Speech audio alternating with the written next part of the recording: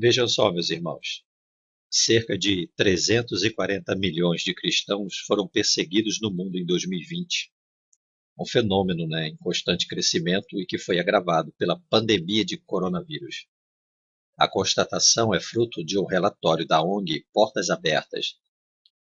Na Coreia do Norte, a fé em Deus é um crime contra o regime. Segundo a ONG, ela lidera o ranking mundial, seguida pelo Afeganistão, Somália, Líbia, Paquistão e Eritreia. O número passou para mais de 340 milhões de cristãos perseguidos no mundo, contra 260 milhões no ano de 2019. A população cristã no mundo se deparou com o aumento da violência em regiões específicas. A pesquisa realizada anualmente pela Portas Abertas combina extensas pesquisas de campo com especialistas e cristãos perseguidos em seus respectivos países e comunidades. Tá? Então, um dos motivos do aumento da perseguição aos cristãos no mundo se dá principalmente pela pandemia do coronavírus, que atingiu principalmente a população cristã perseguida. A pandemia destacou e exacerbou a discriminação sistêmica subjacente, tratamento desigual e até mesmo perseguição experimentada pelos cristãos em mais de 60 países, acompanhados pela Portas Abertas. E aí, irmãos, vamos ver aqui. Olha, a Covid-19 tem sido um catalisador para a repressão de cristãos monitorados, que em países como Índia, Paquistão, Sudão, às vezes tiveram a ajuda emergencial do governo negada. Tá? Alguns foram informados de que era porque sua igreja ou seu Deus é quem deveria alimentá-lo. Ou mesmo, o vírus foi criado e espalhado pelo Ocidente, de onde veio a sua religião e seu Deus. O grupo islâmico Al-Shabaab, na Somália, culpou os cristãos pelo coronavírus, dizendo que o vírus foi espalhado pelas forças cristãs que invadiram o país e que os infiéis, como são chamados assim os cristãos muçulmanos, eles são responsáveis por toda essa desgraça. O aumento da perseguição aos cristãos de 260 milhões em 2019 passa para mais de 340 milhões, um aumento de mais de 80 milhões de pessoas em 2020. E eu quero fazer uma pergunta para os irmãos. Ouvimos muito falar por aí que os donos do mundo determinam isso, determinam aquilo. Eu pergunto, quem são os donos do mundo? E eu respondo para os irmãos, veja quem é o dono do mundo. No Salmo 24, versículo 1 e 2 diz assim, do Senhor é a terra e a sua plenitude, o mundo e aqueles que nele habitam. Porque ele afundou sobre os mares e afirmou sobre os rios. Ezequiel 18, versículo 4 diz assim, eis que todas as almas são minhas, como é a alma do Pai, assim também a alma do Filho é minha. A alma que pecar, essa morrerá. No Salmo 98, versículo 9, diz assim, perante a face do Senhor, porque vem a julgar a terra, com justiça julgará o mundo e o povo com equidade. Em Apocalipse, no capítulo 20, do versículo 11 ao 15, diz assim, e vi um grande trono branco, e o que estava sentado sobre ele, de cuja presença fugiu a terra e o céu, e não se achou lugar para eles. E vi os mortos, grandes e pequenos, que estavam diante de Deus, e abriram-se os livros, e abriu-se outro livro, que é o da vida. E os mortos foram julgados pelas coisas que estavam escritas nos livros, segundo as suas obras. E deu mar aos mortos que nele havia, e a morte e o inferno deram os mortos que neles havia, e foram julgados cada um segundo as suas obras. E a morte e o inferno foram lançados no lago de fogo. Esta é a segunda morte. E aquele que não foi achado escrito no livro da vida foi lançado no lago de fogo. Quem é o dono do mundo? E agora eu faço uma segunda pergunta. Como pensam em escapar? Em Hebreus capítulo 2, versículo 3 diz: Como escaparemos nós, se não atentarmos para uma tão grande salvação, a qual, começando a ser anunciada pelo Senhor, foi-nos depois confirmada pelos que a ouviram? Em 1 Tessalonicenses, no capítulo 1, versículo 10, diz assim: E esperarde dos céus a seu Filho, a quem ele ressuscitou dentre os mortos, a saber, Jesus, que nos livra da ira vindoura. As Escrituras nos dizem que existe uma ira determinada por Deus, que será derramado sobre a humanidade, e o único que pode nos livrar da ira vindoura é o Senhor Jesus. No livro de Isaías 53, diz que Jesus morreu pelos nossos pecados. E em 1 Coríntios, no capítulo 15, versículo 3, diz assim: Porque primeiramente vos entreguei o que também recebi, que Cristo morreu por nossos pecados, segundo as Escrituras. Em Colossenses, no capítulo 2, versículo 14, diz assim: Havendo riscado a cédula que era contra nós nas suas ordenanças, a qual de alguma maneira nos era contrária, e atirou no meio de nós, cravando-a na cruz. Em Hebreus 7:22 diz: De tanto melhor concerto, Jesus foi feito fiador. No livro de Atos, capítulo 4, versículo 12, diz assim: E em nenhum outro há salvação, porque também debaixo do céu nenhum outro nome há, dado entre os homens, pelo qual devamos ser salvos. Ainda no livro de Atos, no capítulo 17, versículo 30 e 31, diz assim: Mas Deus, não tendo em conta os tempos da ignorância, anuncia agora a todos os homens e em todo lugar que se arrependam, porquanto tem determinado um dia em que com justiça há de julgar o mundo, por meio do homem que destinou, e disso deu certeza a todos, ressuscitando-o dentre os mortos. Eu quero chamar a atenção dos irmãos para o versículo 30. Mas Deus, não tendo em conta os tempos da ignorância, anuncia agora a todos os homens e em todo lugar que se arrependam. Essa palavra aqui, anunciar, no grego, quer dizer comandar, ordenar, notificar. Ela é usada especialmente para a ordem de um comandante para sua tropa. Deus não pede, Deus ordena que o homem se arrependa de seus pecados. Está em suas mãos decidir enfrentar a ira de Deus ou receber o perdão de Deus por meio de Jesus Cristo, o seu Filho amado. Arrependa-se de seus pecados, humilhe-te perante Deus e peça o seu perdão. Receba Jesus Cristo como seu único e suficiente Senhor e Salvador da sua vida. Não há como escapar se não for por intermédio de Jesus Cristo. Em Hebreus 7:22 diz que Jesus foi feito nosso fiador. E em nenhum outro há salvação, porque também debaixo do céu nenhum outro nome é dado entre os homens, pelo qual devamos ser salvos. Atos 4:12. No Evangelho de João, no capítulo 3, versículo 36, diz assim: Aquele que crê no Filho tem a vida eterna, mas aquele que não crê no Filho não verá a vida, mas a ira de Deus sobre ele permanece. E ainda no capítulo 1, do versículo 10 ao 12, diz assim: Estava no mundo, e o mundo foi feito por ele, e o mundo não o conheceu. Veio para o que era seu, e os seus não o receberam. Mas a todos quantos o receberam, deu-lhes o poder de serem feitos filhos de Deus, aos que creem no seu nome. Sair dessa realidade bíblica, ignorar esse aviso de Deus de que Jesus, ele foi feito o fiador, e fora dele não há como o homem escapar da ira vindoura, é lembrarmos de Hebreus 2:3, que diz: Como escaparemos nós, se não atentarmos para uma tão grande salvação, a qual, começando a ser anunciada pelo Senhor, foi-nos depois confirmada pelos que a ouviram. Meus irmãos, os homens dizem que são os donos do mundo.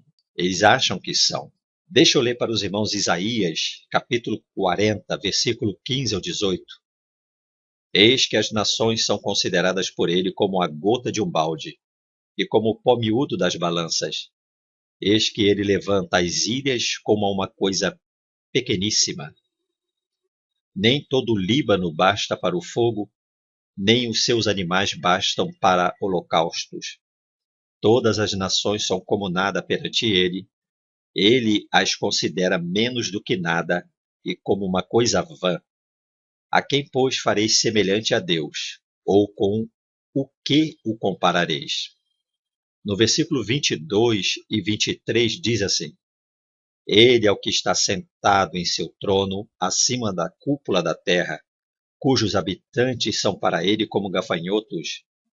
Ele é o que estende os céus como cortina e o desenrola como tenda para nela morar.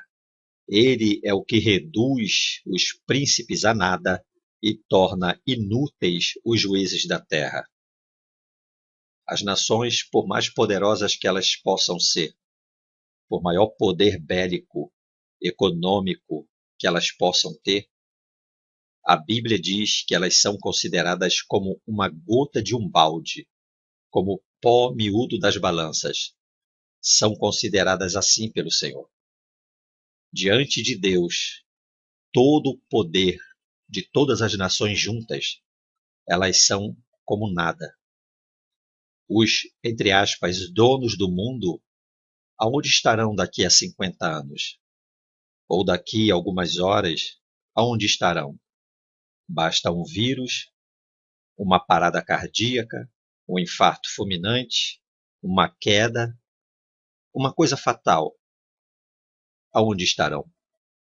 Não podem reter a própria vida, nem todo o seu exército, nem toda a sua fama, nem todo o seu dinheiro poderá reter, deter a morte e reter a vida dentro do corpo. Deus diz na sua palavra: todas as almas são minhas. A alma que pecar, essa morrerá. Eu quero dar um conselho para os meus irmãos. Há muitos anos atrás, talvez muitos de vocês não eram nem nascidos, houve um candidato à presidência da República aqui no Brasil que ele ganhou as eleições. Eu não vou dizer o nome dele, mas foi há mais ou menos 36 anos atrás. Esse homem, ele disse que nem Deus iria impedi-lo de assumir a presidência, e ele morreu. Este homem disse que lugar de religioso era dentro do templo. Irmãos, chegarão dias em que qualquer manifestação religiosa será proibida em vias públicas. Esse candidato a presidente que faleceu e não assumiu a presidência do Brasil na época, ele dizia que o lugar de religioso era dentro do templo. Vai chegar dia, irmão, em que o evangelho não poderá ser pregado. Já não pode pregar no trem, né? Manifestação religiosa dentro dos trens está proibido, mas eles colocam manifestação religiosa para não rotular pregação do evangelho, né? Mas na verdade eles são contra a pregação do evangelho. E isso vai se estender, já existe, por exemplo, aqui no Rio de Janeiro, uma praça bem conhecida ali na Tijuca, que é proibido pregar o evangelho. Não pode. Pode ter samba, pode ter batuque, pode ter manifestações folclóricas, mas não pode pregar o evangelho. Uma praça muito famosa na Tijuca. Agora, irmãos, eu quero falar para vocês que pregam nas ruas, eu, minha esposa, nós também pregamos nas ruas, evangelizamos nas ruas, mas já há um bom tempo a gente vem fazendo o evangelismo pessoal, desde morador de rua, a quem Deus direcionar, a gente tem pregado o evangelho, mas pessoas específicas. A gente aborda a pessoa e explica o plano de salvação para ela. Então vai chegar dia em que vocês não poderão mais pregar nas praças. E aí, um conselho que eu dou para os irmãos é aquilo que o Senhor Jesus, ele disse assim, olha, em Mateus capítulo 7, versículo 6. Não deis aos cães as coisas santas, nem atirem suas pérolas aos porcos. Caso contrário, estes as pisarão, e aqueles, voltando-se contra vocês, os despedaçarão. Em Mateus 10:14 diz assim: Porém, se alguém não vos receber, nem der ouvidos às vossas palavras, assim que sairdes daquela casa ou cidade, sacudi a poeira dos vossos pés. Com toda certeza vos afirmo que haverá mais tolerância para Sodoma e Gomorra no dia do juízo do que para aquelas pessoas. E aí, irmãos, não se exponha desnecessariamente. Não se exponha. Porque se eles não se converteram enquanto havia liberdade, não vão se converter quando for proibido. Quando for proibido, é porque a porta se fechou para eles. Não se abata. Fixe no seu propósito de ganhar almas. Peça a Deus estratégia. Deus vai te direcionar uma pessoa específica, um lugar específico, mesmo numa praça, alguém que está sentado. Enfim, eu vou contar para os irmãos um testemunho. Aqui no Rio de Janeiro tem um shopping que você não pode nem distribuir folheto. É proibido qualquer manifestação, né? Principalmente pregação do evangelho. E um dia eu estava esperando uma loja abrir dentro desse shopping e passou um senhor e ele sentou, também estava aguardando, fazendo alguma hora lá. E o senhor falou para mim, vai lá e fala com ele do meu amor por ele. Tinha um segurança do lado e eu fiquei relutando, não por causa do segurança, né? Mas eu sentar do lado daquele senhor e começar a falar com ele assim, da tua palavra, ele parece tão sisudo, né? E aí então, irmãos, eu fui, sentei do lado dele e comecei a conversar com ele. E disse para ele, Deus mandou que eu sentasse do seu lado e lhe explicasse o plano de salvação. Aquele senhor prontamente se assentou, se recostou, né, no banco, e ele tinha mais de 80 anos de idade. E ele falou assim, olha, nunca ninguém falou para mim dessa forma. Muito obrigado. Então, irmãos, ali naquele lugar, não se podia pregar o evangelho. Se de repente eu chegasse ali, abrisse a Bíblia e começasse a pregar, eu de repente arrumaria uma confusão, iria bater boca, ia ter uma agitação ali, perder a razão. Mas como minha esposa e eu já tínhamos esse objetivo de Deus nos direcionar especificamente àquela pessoa que Deus queria, nós, quando saíamos, ficávamos ligados com Deus e procurávamos observar a face das pessoas. E aí Deus dizia, vai lá e fala com ele, dá um folheto para ele, entrega uma palavra para ele, diz que você vai estar orando por ele, pega o nome dele, e enfim, irmãos, nós temos trabalhado dessa forma. Então eu queria passar para os irmãos a minha experiência, e caso isso venha acontecer tão breve, de ser proibido manifestação, pregação do evangelho nesses lugares, os irmãos corajosos obreiros que estão aí pregando o evangelho, não se abatam não, irmãos. Peço a Deus direção, estratégia, não se exponha, não lance pérola a porcos. Se eles fecharam a porta, o problema é deles, o azar é deles. O Senhor Jesus disse que haverá menos juízo para Sodoma e Gomorra do que para eles.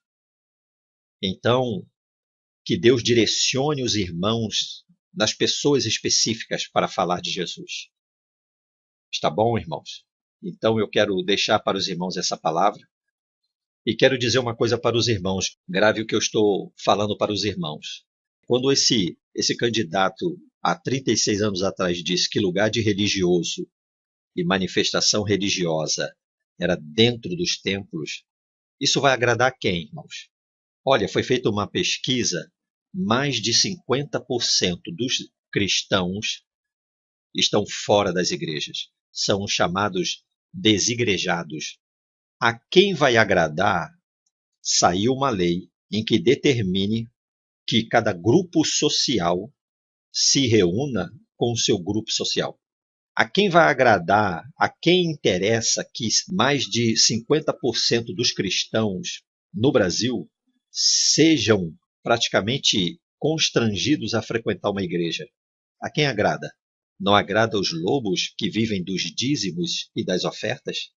Quem é que vai fazer parceria com esse governo, com esse sistema, quando for determinada a proibição de qualquer manifestação religiosa, seja no lar ou seja em lugar público? E que manifestação religiosa seja dentro dos templos? A quem vai agradar, irmãos? Hã? Não serão os lobos gulosos pelos dízimos e ofertas?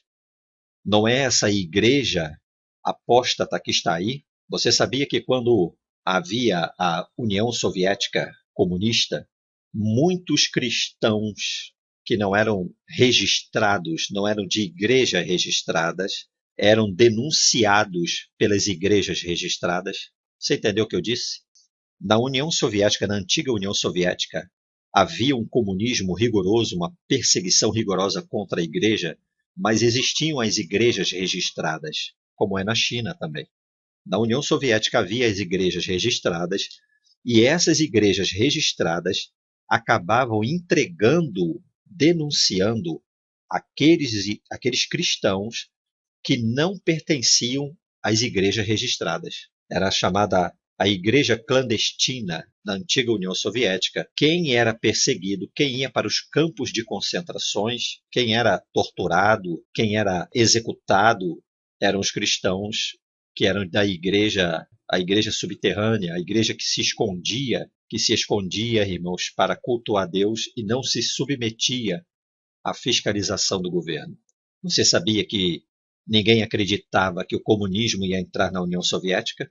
As igrejas foram pegas de surpresa. Fique atento, fique ligado no Senhor, faça como a igreja de Bereia. Cuidado com esses lobos. Pior do que os ateus são esses lobos que falam em nome de Deus, pregam a palavra, sobem nos púlpitos, profetizam, se vestem de ovelhas, mas são lobos.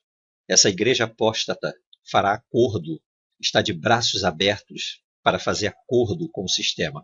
Você vê igrejas e pastores famosos, não digo todos, abraçados com o sistema. E quando isso acontecer, quando fecharem as portas, são eles que vão abraçar e querer que esses 50% de cristãos que estão por aí desigrejados venham ser forçados a participar da igreja, a fazer parte de uma igreja registrada. Portanto, irmãos, o Senhor está às portas.